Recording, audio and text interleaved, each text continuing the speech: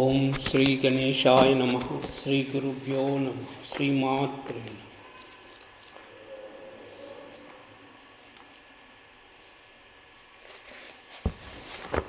శ్రీ లలితా త్రిశతి ఏకార రూపనామస్.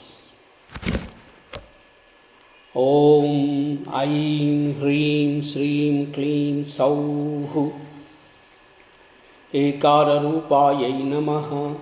ఓం ఐం హ్రీం శ్రీం క్లీం సౌః ఏకాక్షరై నమః. ఓం ఐం హ్రీం శ్రీం క్లీం సౌః ఏకా అనేకాక్షరాకృత్యై నమః. ఓం ఐం హ్రీం శ్రీం క్లీం సౌః ఏతత్తదిత్యనిర్దేశ్యాయై నమః. ఓం ఐం హ్రీం శ్రీం క్లీం సౌః ఏకానందచిదాకృత్యై నమః. ఓం ఐం హ్రీం శ్రీం క్లీం సౌః ఏవమిత్యాగమబోధ్యాయై నమః. ఓం ఐం హ్రీం శ్రీం క్లీం సౌః ఏకభక్తిమదర్చితాయై నమః. ఓం ఐం హ్రీం శ్రీం క్లీం సౌః ఏకాగ్రచిత్తనిర్ధ్యాత్యాయై నమః. ఓం ఐం హ్రీం శ్రీం క్లీం సౌః ఏషనారహితాధృతాయై నమః. ఓం ఐం హ్రీం శ్రీం క్లీం సౌః ఏలాసుగంధిచికురాయై నమః.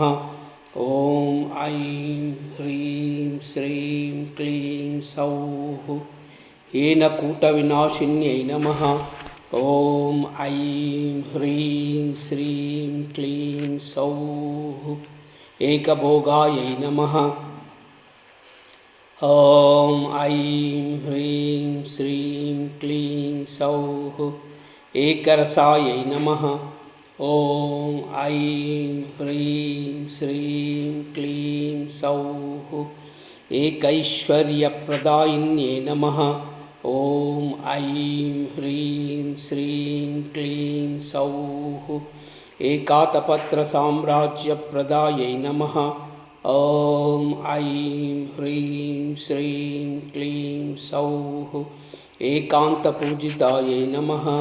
ఓం ఐం హ్రీం శ్రీం క్లీం సౌః ఏదమానప్రభాయై నమః.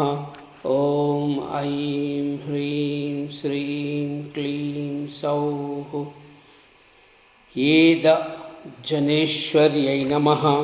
ఓం ఐం హ్రీం శ్రీం క్లీం సౌః ఏకవీరాదిసంసేవ్యాయై నమః.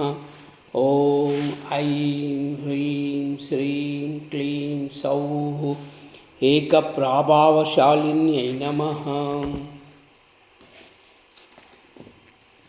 ఓం కైలాహ్రీం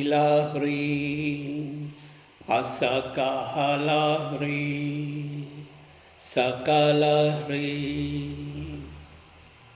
ఓం ఐం హ్రీం శ్రీం